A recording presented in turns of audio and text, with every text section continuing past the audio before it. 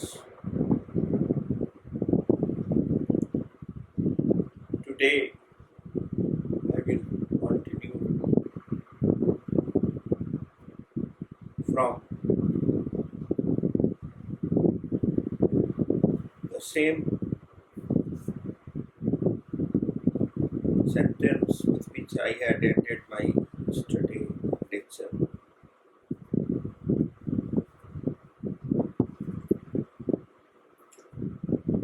Max Weber once said that every social action is founded on both ideas and interests. He elaborated it by saying that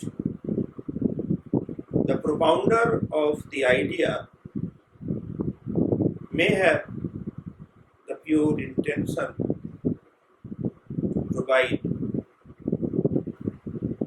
a good idea for the genuine welfare of the world in general and poor constituency in particular.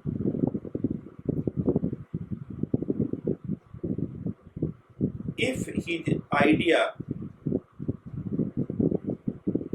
appeals to the people, he may emerge as the charismatic leader of his country in his own time. But after his death, his followers restored his idea or ideas to further their economic and other vested interests. Therefore, Max Weber was skeptical of all political ideologies and advocated value-neutral objective study of social science as the goal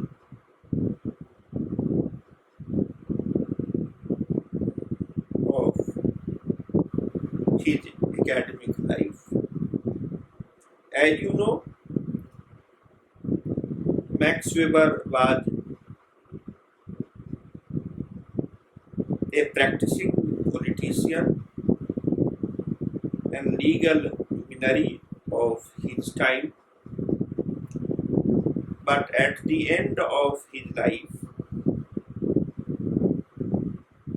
roughly for 20 years, he renounced active politics and legal advocacy and devoted his last 20 years for value-neutral objective study of social action. In the same way, Karl Marx was also a revolutionary leader. After the completion of his academic degree in philosophy in Germany, primarily after his migration to France. But once his attempted revolution of 1848 with Friedrich Engels failed, he renounced politics and devoted his last 40 40 years as a pure academician,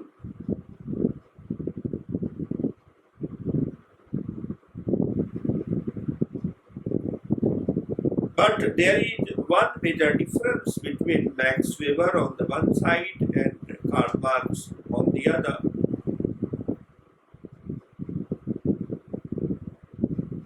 Following Max Weber's own characterization of three types of leadership,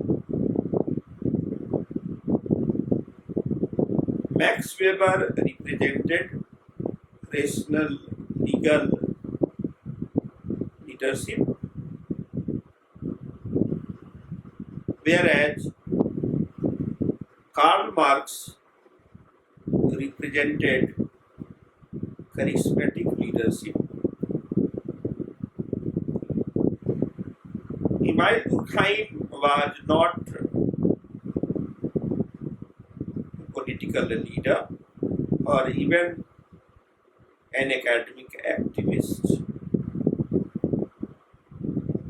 in the same sense in which we can regard Max Weber and Karl Marx as academic activists.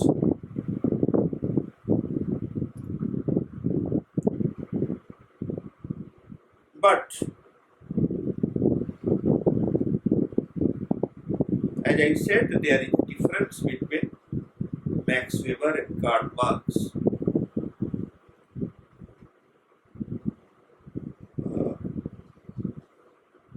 Karl Marx was a charismatic leader of his time. His ideas appealed to almost half of the world, at least before the fall of the Berlin Wall in 1989. In other words, after his death in 1883 to 1989, Marx was perhaps one of the most popular charismatic leaders, an icon, a demigod.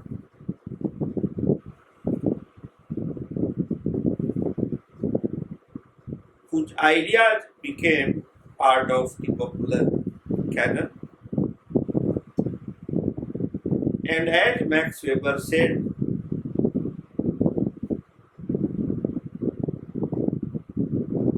his followers, like the followers of Max Weber himself, distorted their ideas. If much of the writings of Karl Marx were distorted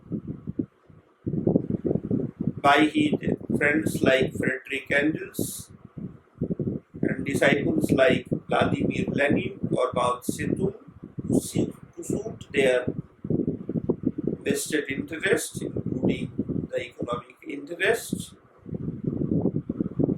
the ideas of Max Weber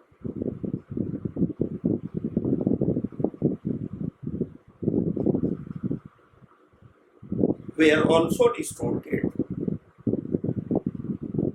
chiefly by Dalford Parsons and his followers from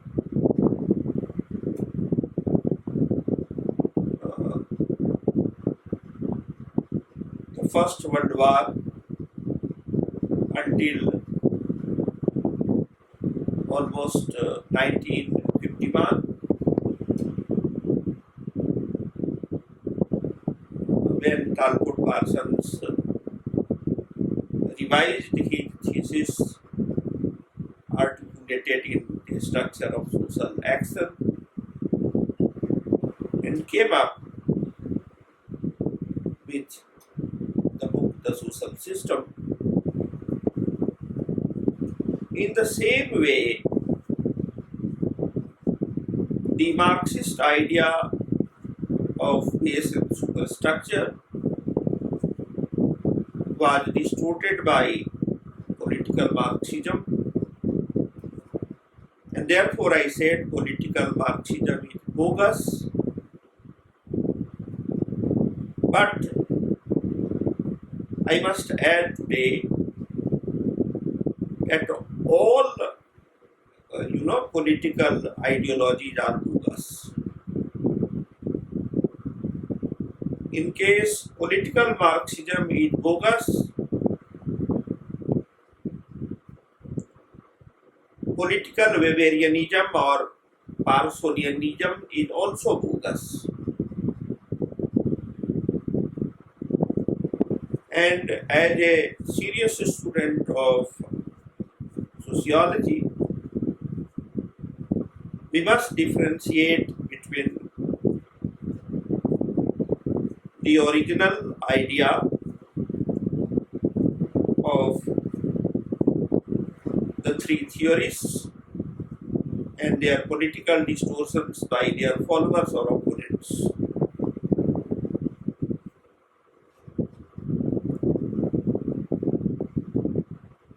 Now let us come to the Marxist idea of base and superstructure.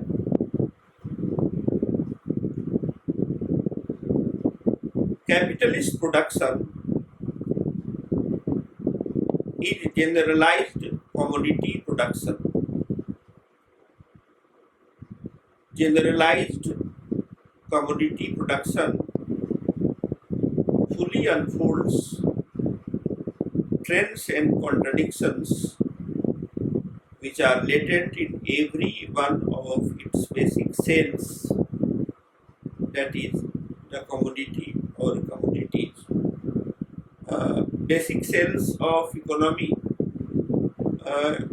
is, as you know, cell is a term used in biology. For example, cell of the blood, in our human body. cells.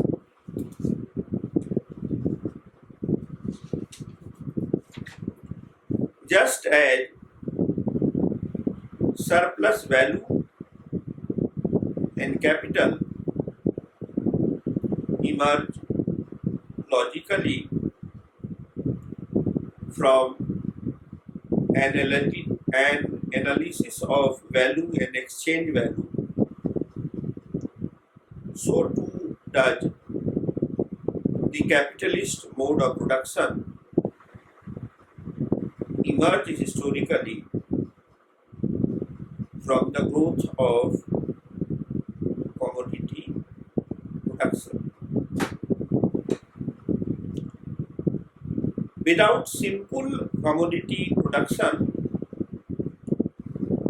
no capitalism can come into existence. Simple commodity production, a form of production which existed for nearly 10,000 years before modern capitalism was born. Now this is important, that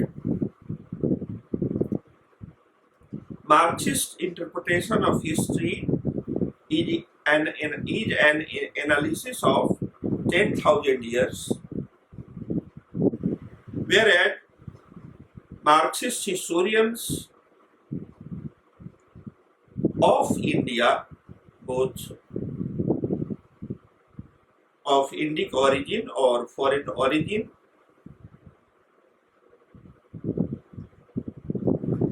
believe in the Indological or Orientalist construct of Indic space and time, and they do not go beyond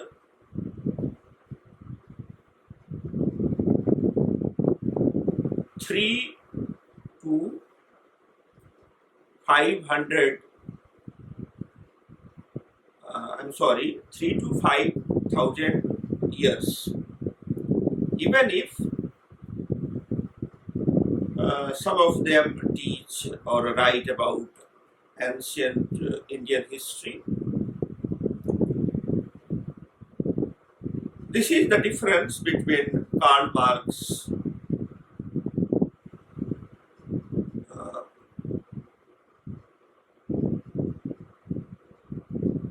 the pure academician,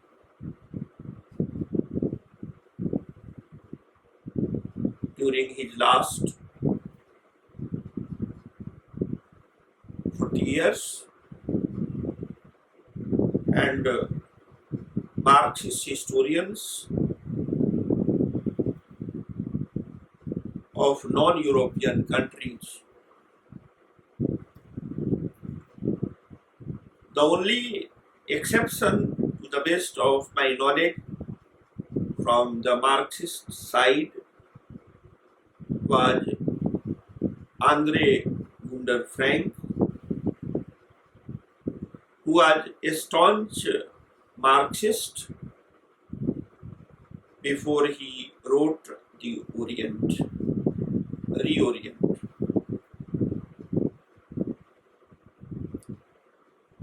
There have been revisionists in Marxist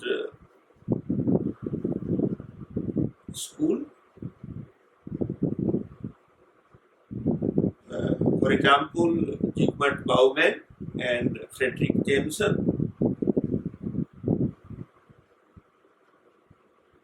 who transformed themselves after the fall of Berlin Wall in 1989 from orthodox Marxists to post-modern theorists. But this is a very, very marginal change. Only label changes, their core ideas remain the same.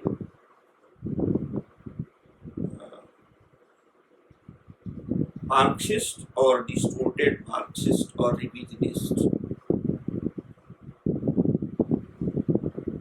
But unlike these people, Frederick Jameson and Zygmunt Bauman, two Marxist scholars, Ernst Mendel, who came up with Late Capitalism, and Andre Gunder Frank, who came up with Reorient, first book, and second book, Reorienting the 19th century. They, revised the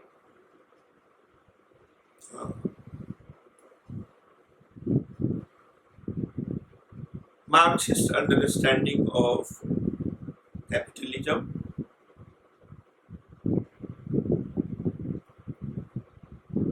in a fundamental way, and both were instrumental in the growth of world system analysis under the leadership of Immanuel Wallerstein. Anyway, let us come to Karl Marx himself. Simple commodity production, a form of production which existed for nearly 10,000 years before modern capitalism was born,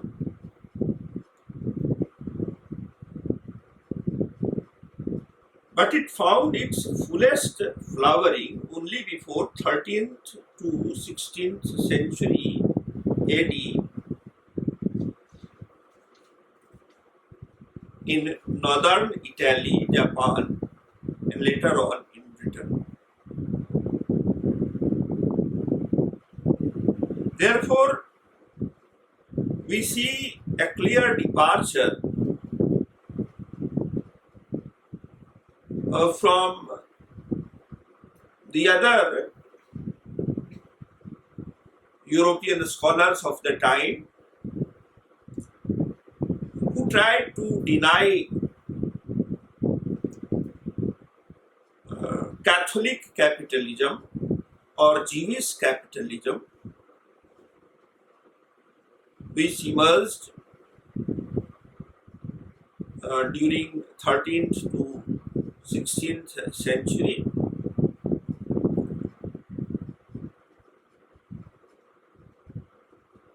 Primarily in Italy,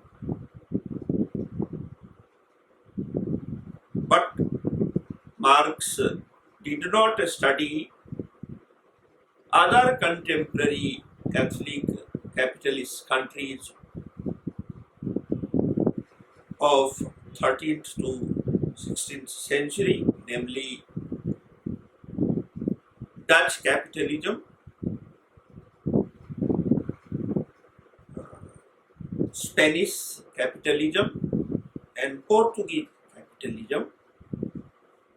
He just took northern Italy as a representative of,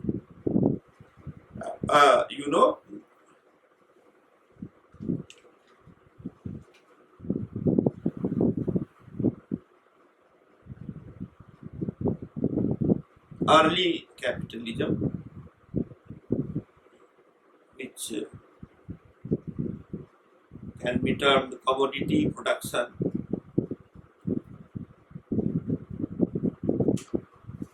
And then he took Japan as a representative of Asia,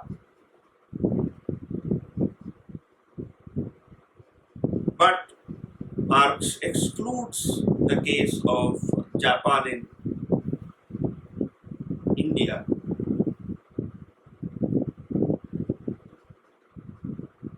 Marx did it not intentionally, but he was not familiar with the data, reliable economic data about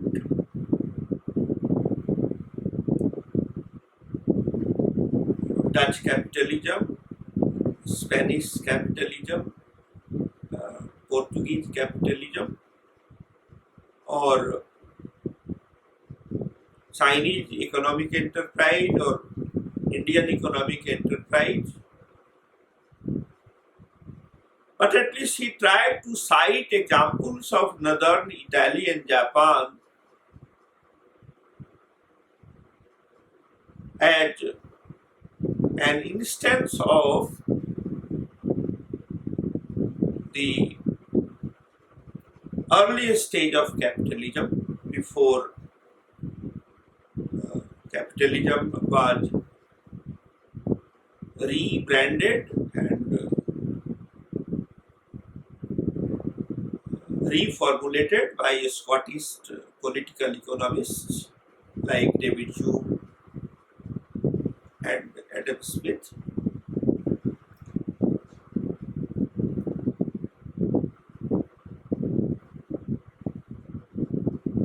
Now, this makes him relevant even today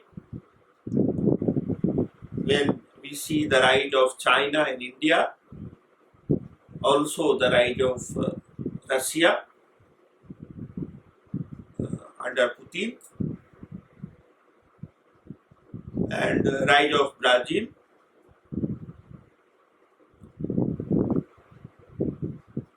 You can explain the phenomenon by taking the insights from Karl Marx's writings. The same cannot be said about Lombard or even Max Weber. Although there have been recent attempts by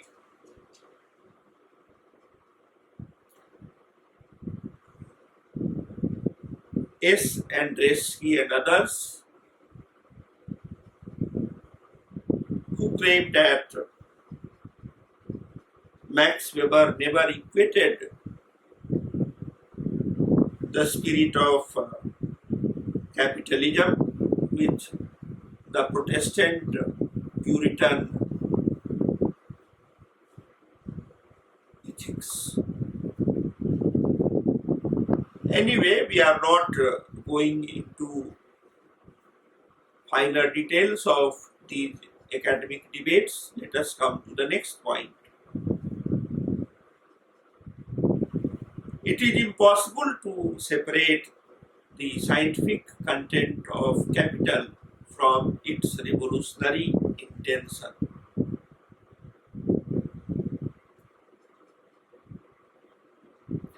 There is no communist propaganda in Das Kapital, but it cannot be denied that there is revolutionary intention in the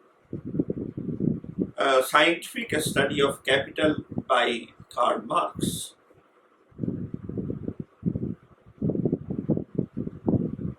As you know, I have said in earlier lectures, Marx was not an utopian socialist. He considered his socialism as scientific, and his scientific socialism or communism was based upon a scientific foundation, primarily provided by Newtonian physics. But as I said in one of the earlier lectures,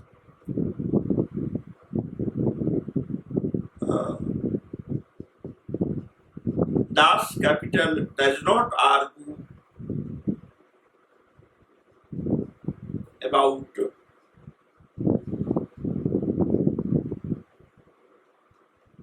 scientific socialism in the same way as Friedrich Engels argued in his famous book Dialectics of Nature. Scientific analysis of capitalist mode of production, Marx demonstrated,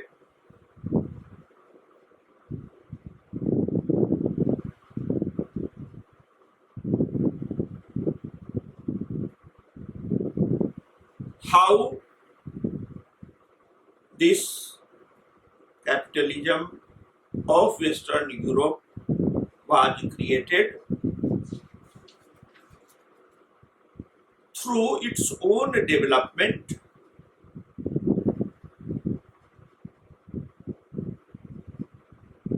that is, the economic, material and social preconditions for a society of associated producers.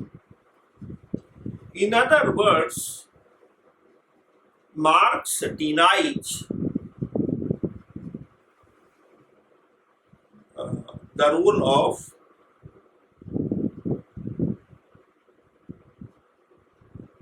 Protestant ethic or Confucian ethics or any ethics as the foundation of capitalism.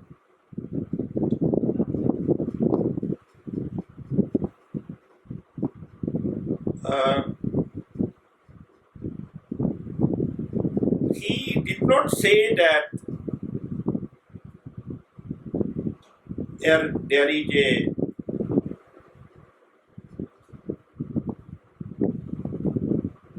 spirit of capitalism in Europe, the United States of America,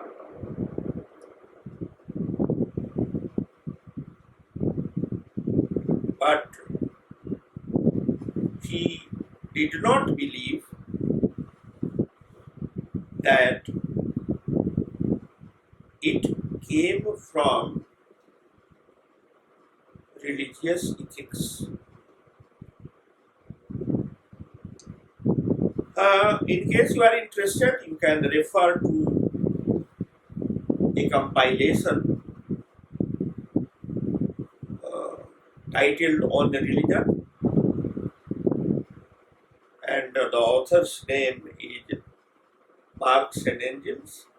Of course, It is eclectical compilation and selection, but it is not very unreliable. You can rely on it to a large extent. It is an academic excursus to develop the view of Karl Marx and Friedrich Engels about the role of religion in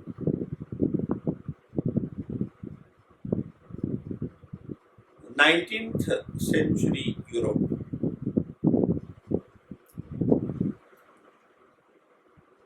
Now, I have been arguing about the term secular, how it is misunderstood outside Europe. Today, I wanted to share a few lines under the light of this book on religion by Marx and Engels.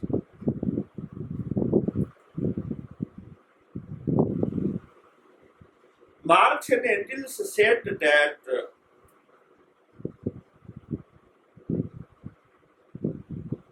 religion is the hope of the hopeless.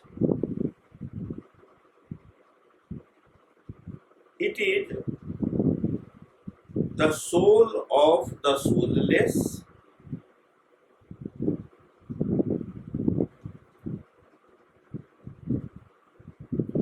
It is a form of false consciousness. Now, out of the three sentences, only the last sentence is discussed by the opponent of Karl Marx.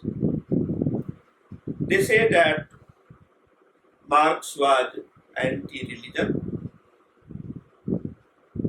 He said religion as the opium of the masses and false consciousness. But they forget that before these lines, Marx had also said religion is the hope of the hopeless and soul of the soulless. And Marx in particular, but Marx and Engels in general, at least during the life of Karl Marx, that is until 1883, they were trying genuinely to provide a hope to the hopeless and a soul to the soulless. Therefore, Arnold Toynbee is not wrong when he says that Marxism is a religion. It was a religion from the very beginning.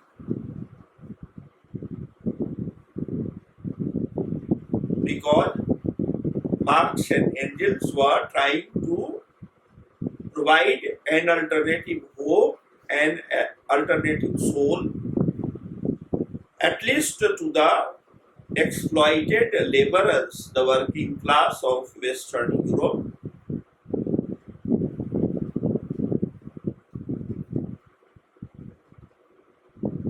And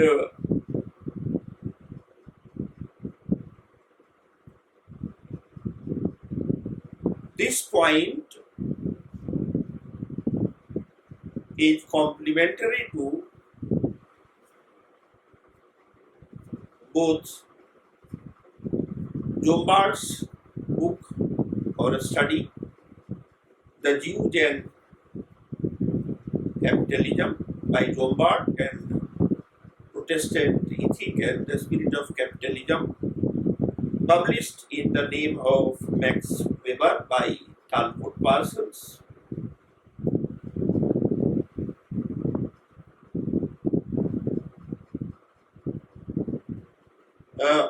The Marxist view does not contradict the view of Lombard and Max Weber. It only says that uh, religion became functional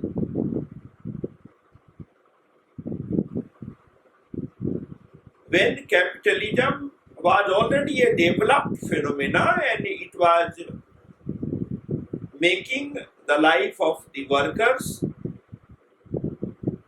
alienated workers, alienated workers as men or man, because then in the developed capitalism of 19th century, there was no hope among the workers. They were living a very wretched life, and there was no concept of soul.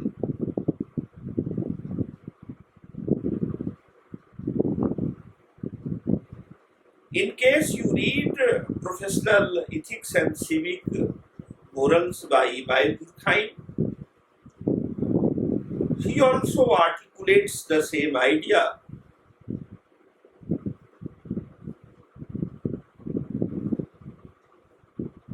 The difference is that of emphasis. Marx said religion played no role at all in the development of capitalism as it existed from 13th century to 19th century, primarily in Western Europe. Although later on, religion was used as the opium to pacify the restless workers, to provide them some hope of a better future, to provide them some assurance that good days will come. In case you are familiar with the Marxist activist groups in South Asia, primarily in India, there is a very popular song, "Hum honge kaamyab ek din." This is rooted in the Marxist idea of scientific socialism as an alternative source of hope and alternative source of soul, that is the essence of human life or meaning of life. Now, what is the problem with secularism, Indian or any other non-European? They do not understand the historicity of the term secular. They do not understand the real connotation of the term secular, and they do not understand the social implication of the word secular. Let me deal with it first. The term secular in Europe emerged when capitalism was rising and the capitalist class was collaborating with the Western European monarchs, head of the states, and they were financing the states to revolt against the Pope of the Catholic Church situated in Vatican City, a part of Rome, the city of Italy.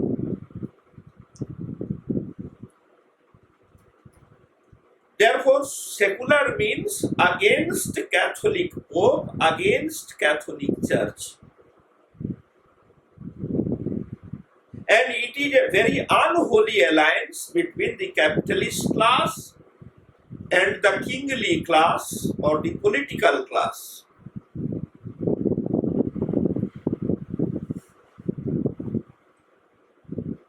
Therefore, foolish Indians, even if they are working in academic campuses, do not understand that it is they, the foolish secularists of Asia, who have played the role of midwives in the growth of fundamentalism, religious fundamentalism in particular.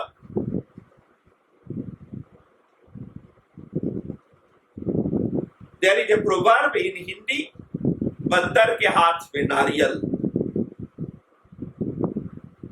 coconut in the hand of monkeys.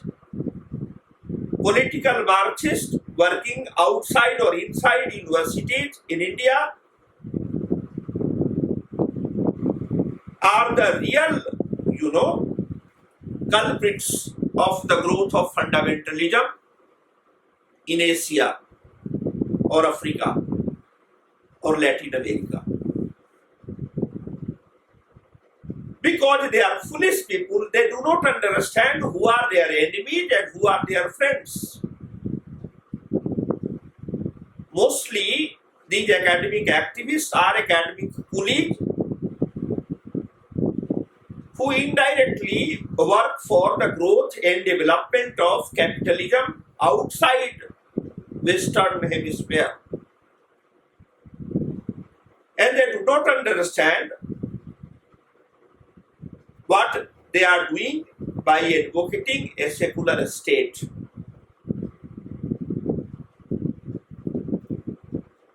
In case the market is not secular, in case the society is not secular, in case the army is not secular,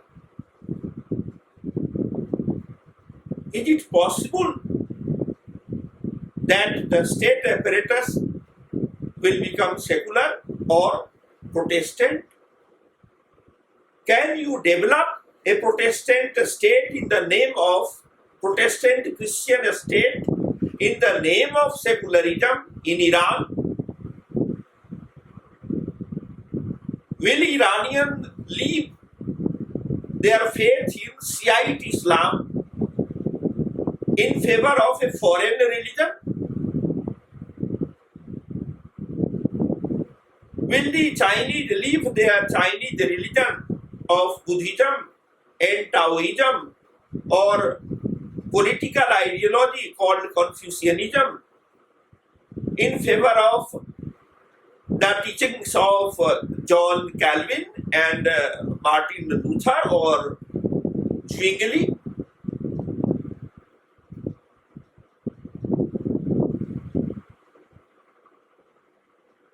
Anyway, let us come to the method of the capital, the book written by Karl Marx. The method of dialectical materialism or materialist dialectics can be understood in the following sentences. According to this method, economic phenomena are not viewed separately from each other by bits and pieces, but in their inner connection as an integrated totality.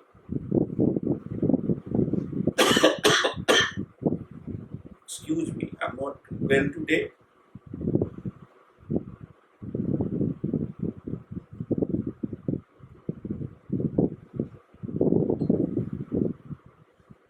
read out again.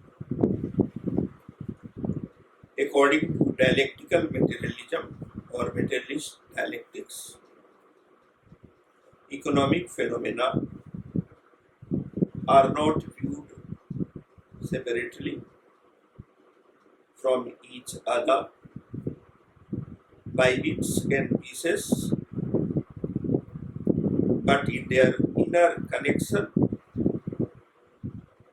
as an integrated totality structured around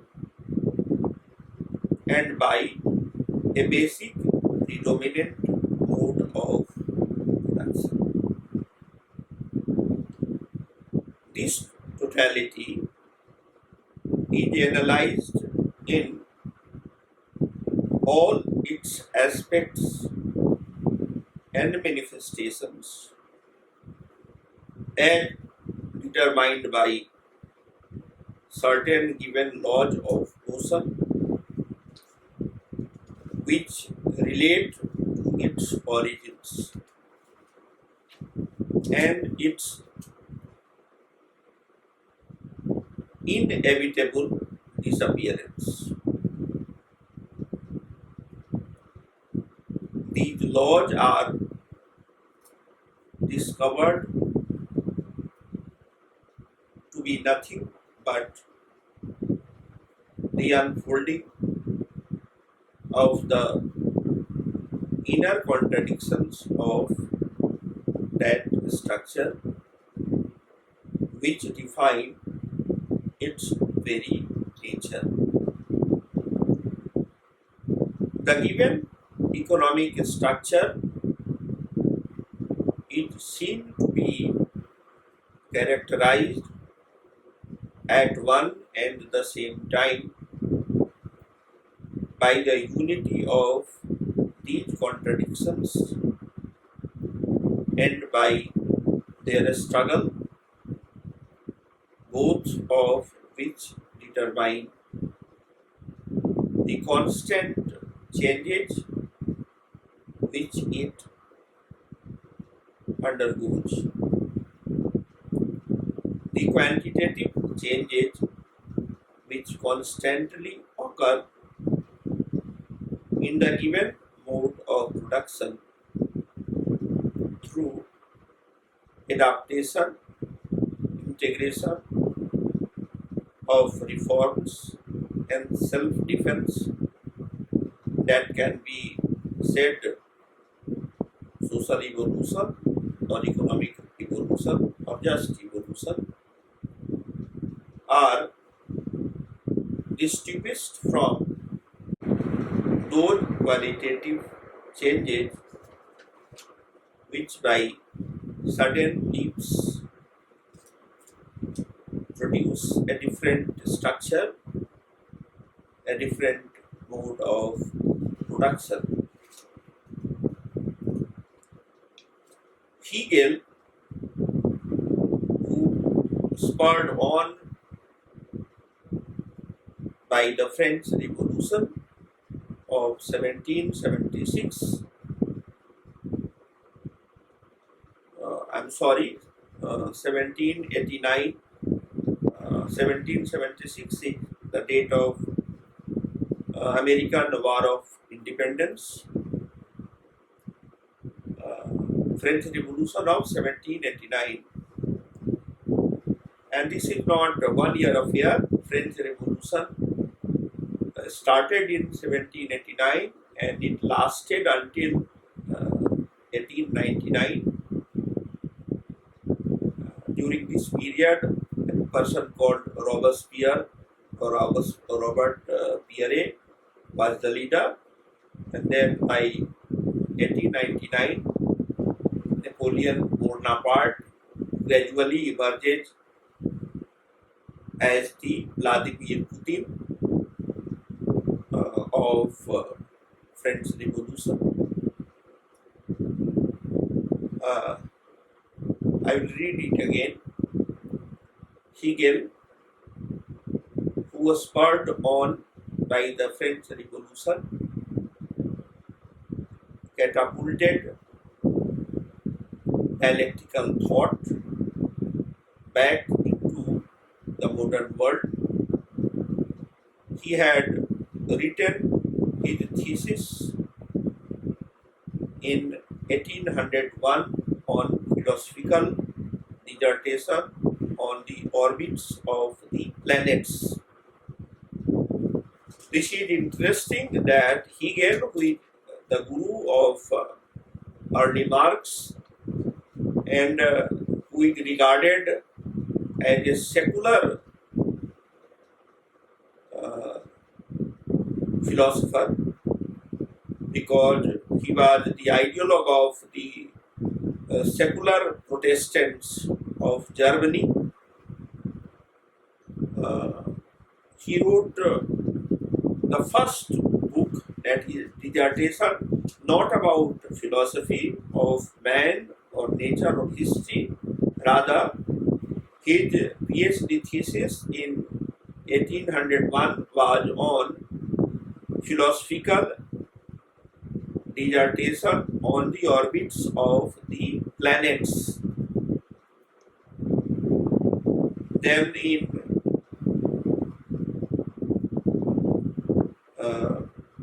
1807, he wrote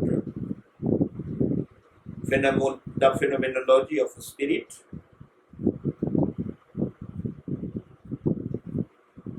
Then in 1812, he wrote the Science of Logic in 3 volumes. The first volume came in 1812, second volume came in 1813, third volume came in 1816, and together the 3 volumes were revised in 1831. This Science of Logic by Hegel and Principia Mathematica of Isaac Newton are the scientific foundation of Marxist socialism, or his dialectical materialism or materialist dialectics, which also took into account 1820 book of Hegel, Elements of the Philosophy of Right, and then his 1837 book, Hegel's Lecture on the History of Philosophy. Then Marxist aesthetics is to a large extent founded on Hegel's lectures on aesthetics, published after Hegel's death by his followers. I am not sure to what extent it is the work of Hegel himself, or to what extent it was distorted or improvised or revised by his followers. Anyway,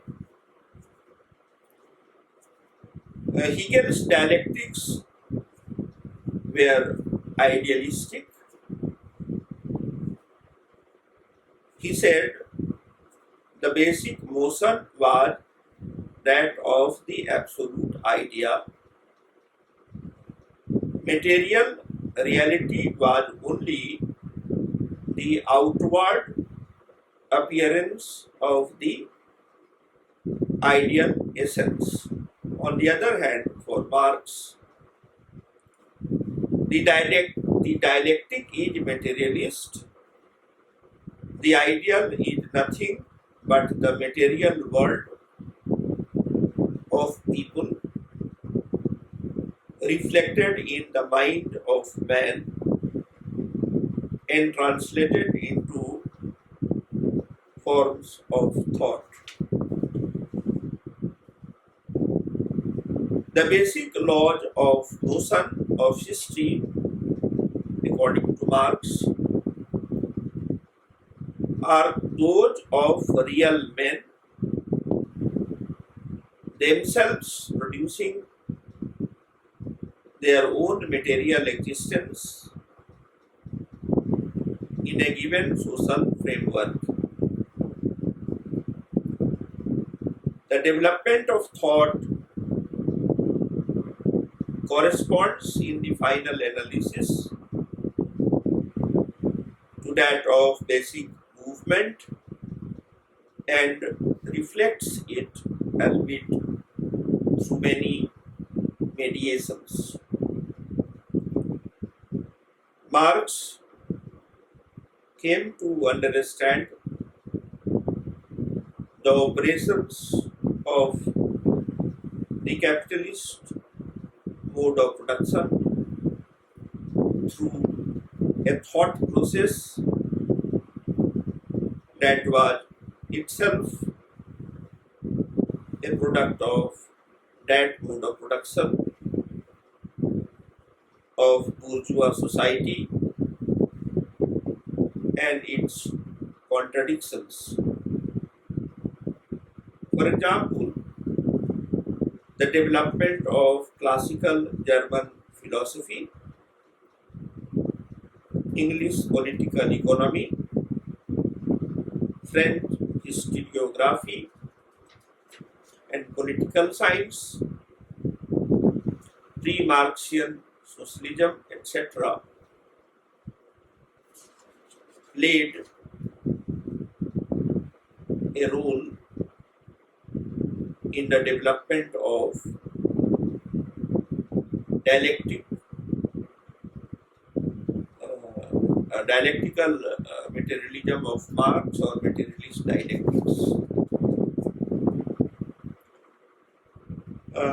I'll quote Marx himself, not from the Capital, but from another book.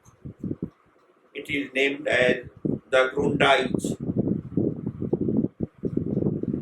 Introduction to the Critique of Political Economy,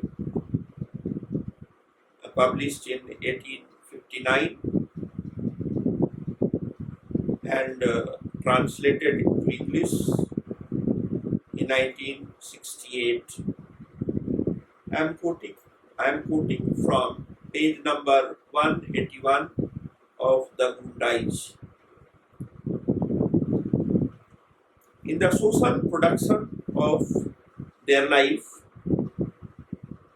men enter into definite relations that are indispensable and independent of their will, relations of production which correspond to a definite stage of development of their material productive forces.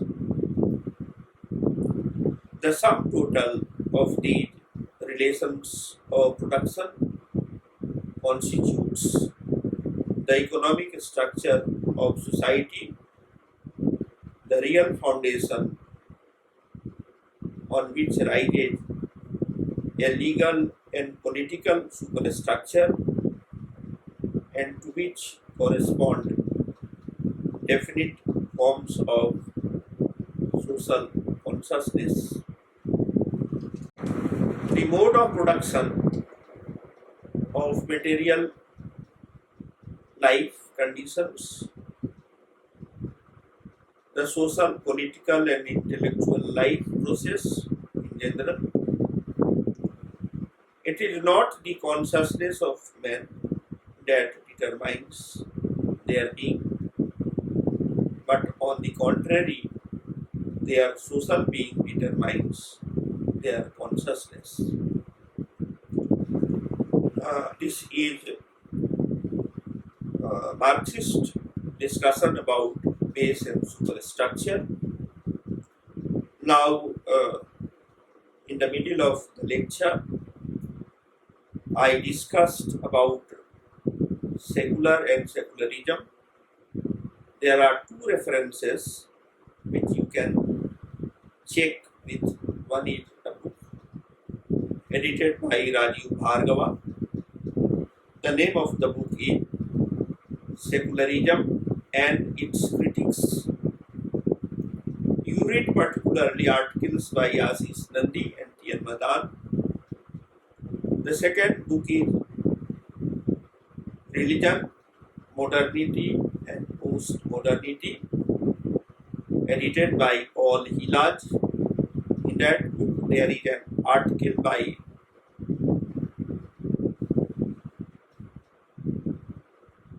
Zygmunt Bauman, who was an Orthodox Marxist of Poland before the fall of the Berlin Wall in 1989. When he became a post-modern theorist, he wrote this article that fundamentalism is the natural religion of post-modern conditions.